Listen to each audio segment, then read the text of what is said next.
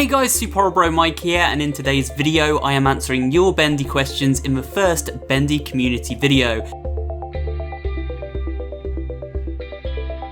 I made a post on my community feed asking you guys to submit your questions and I would answer them in this video, and so that's what we're doing today. However, I didn't expect to get quite so many questions as I got sent. I actually had over 350 questions from you guys and there's no way I can cover all of those, so I do apologise if your question isn't in the 2 videos I will be putting out based on this topic. However, I did notice that many of your questions were the same as other people's, so what I've actually done is try to pick the questions that were asked the most, so it is likely that if your question isn't answered in this video, someone else will have asked a similar one and it will have still been answered, if that makes any sense to you. Stay tuned to the end and it's likely your question is in there in some way or form. In this particular video, I'm going to be answering questions where you ask my opinion on stuff from the Bendy franchise, and then in the next video I will be answering theory-based questions, so it's a 2-parter. With that said guys, let's get started, and thank you for your submissions and all your questions you sent in. We're going to begin with a look at your Dark Revival based questions, and I'm going to start by answering some of those. Pastel Palette asks, what are your thoughts on the new main character for Bendy and the Dark Revival? What's this strange disease or power she has? The one she used when she killed the Piper by touching him. I'm very interested in learning more about the character in Dark Revival. We know very little about her aside from the fact she is a brand new and currently unheard of protagonist. My theory is that she may be a gent worker who takes part in an experiment at the company and ends up as the latest victim of the ink machine, awakening in the cartoon world within it. For a clearer explanation of this idea, check out the Our Gents Behind Everything theory video I put out a few months ago. The power this new character possesses seems to set the soul trapped within these inky creations free, meaning this woman may be the one prophesied to set us free in the story of Dark Revival. Magic Times Wizard says, what other characters do you think or hope will return in the Dark Revival? Wishing you all the best, my dude. Same back to you, Magic, and thank you for your question. Well, judging by the audio log teasers released on the Joey Drew Studios YouTube account on the lead up to the reveal of the Dark Revival, it seems likely we may see many familiar faces return for this new game. Despite the fact it's said by the developers to be neither a sequel or prequel, it seems this new game could be an alternate version of the studio, a new universe created by a second ink machine. However, one which uses the same character templates and so retains the souls of those trapped within the version of Joey Drew Studios Henry explores in the original game. My personal favourite characters in the franchise are Sammy Lawrence and the evil version of Alice Angel. They are well written and have interesting backstories. On top of that, they are simply good character designs, so a glimpse into Susie Campbell's backstory or more development for Sammy would be great to see. Of course, I'm also looking forward to the brand new characters who will surely be introduced in this follow-up. Blazakeen786 asks, will you be doing gameplay for the Dark Revival? Well yes, as soon as Dark Revival releases you can expect a full playthrough as well as the usual theories and secret videos shortly after. In fact, expect Bendy to return to the channel on a regular basis with the release of this new game. Okay guys, now we're going to move on to a second section. I had a lot of questions about Bendy the Ink Demon himself, and you wanted to know what my opinions were on where he came from and other stuff like that, so I'm going to be answering all of the Bendy questions in this particular segment of the video.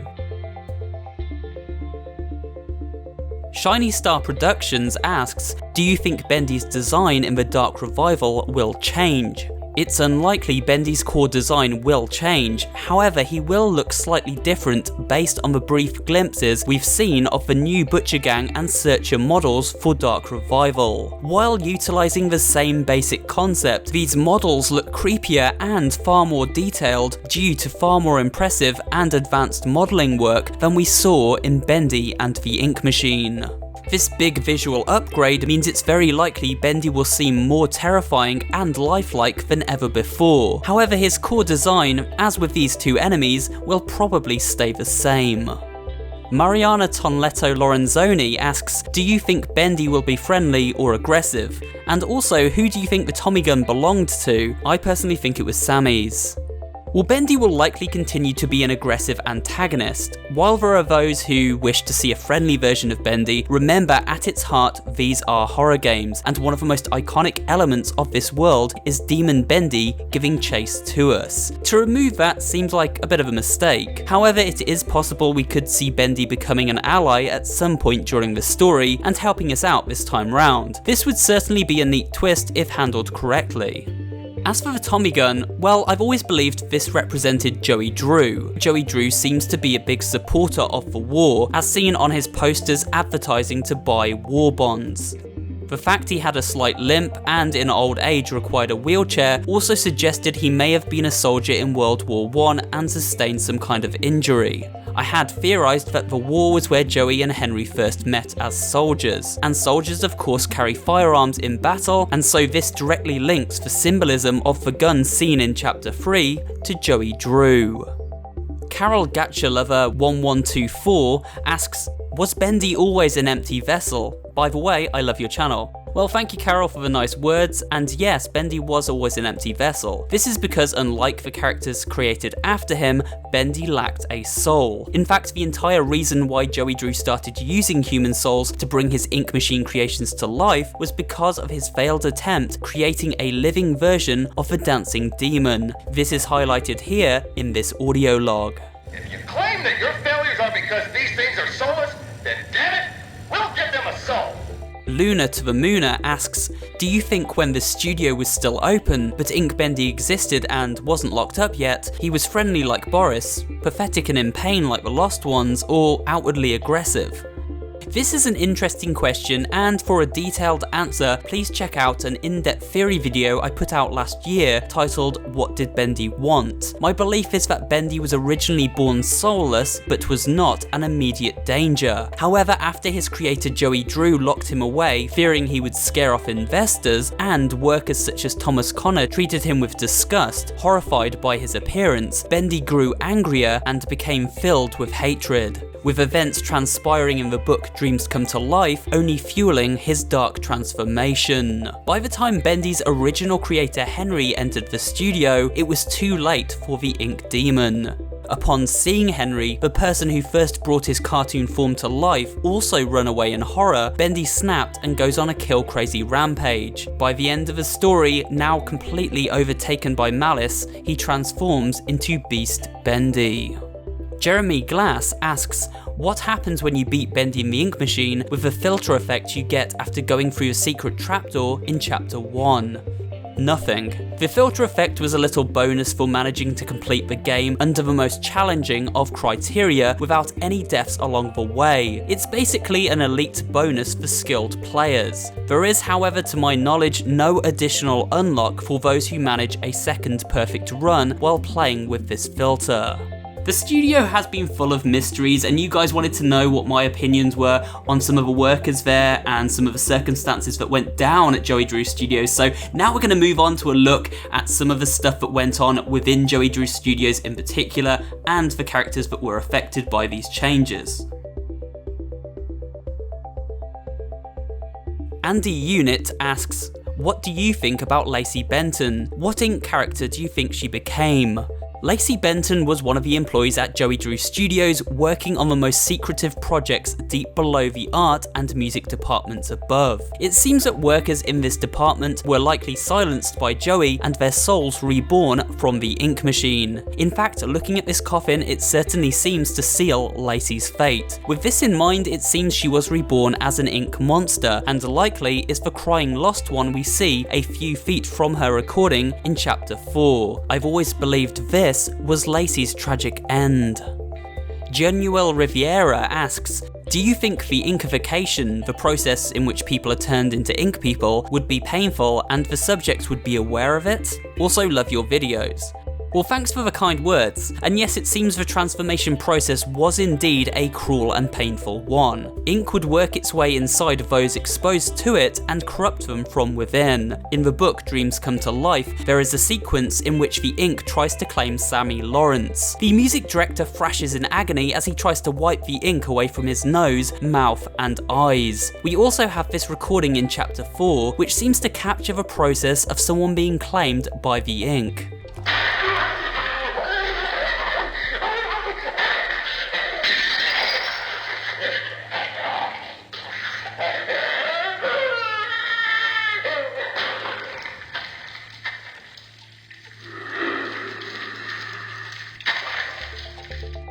doesn't sound pleasant, as I'm sure we can all agree. Cool Girl LPS asks, how did Thomas Connor and Allison meet? The human ones. And in the guidebook it had a note Susie wrote to Allison about wanting to meet up and talk. What exactly happened when they met up? We know from the first book, Dreams Come to Life, that Allison and Thomas Connor first met while working at the studio. In fact, they were dating as of Buddy's tenure there during the summer of 1946, and would later be married in 1952. As for Allison's relationship to Susie, all we know is that not only was she aware of Susie's sudden replacement, but also seemed to know Susie had been used as part of Joey's human experimentation with the ink machine, probably because her partner Tom was also working on it. Polish Boy Artimations asks, is there any way some of the workers of Joey Drew Studios had left it and joined the Gent Company? Well, it's possible. See, while most of the employees at Joey Drew Studios were contracted to work on the animation side of things, there was of course a team of research and designers who worked on Bendyland and the ink machine itself. Now, we don't know how many of these were made privy to the existence of the ink machine, or whether any of those who did survived to tell the tale. If they did, however, and the story of Dark Revival revolves around the Gent Company creating their own version of the ink machine, it is then possible Gent poached talent from the Joey Drew R&D team. This would help them gain valuable insider knowledge and speed up the process of recreating this dangerous machine. Finally guys, you wanted to know if there was any correspondence between Showdown Bandit and Bendy and if they might cross over in some way, and what other crossovers I would like to see in the Bendy universe. And so in this section of the video, I will be answering all those kind of questions.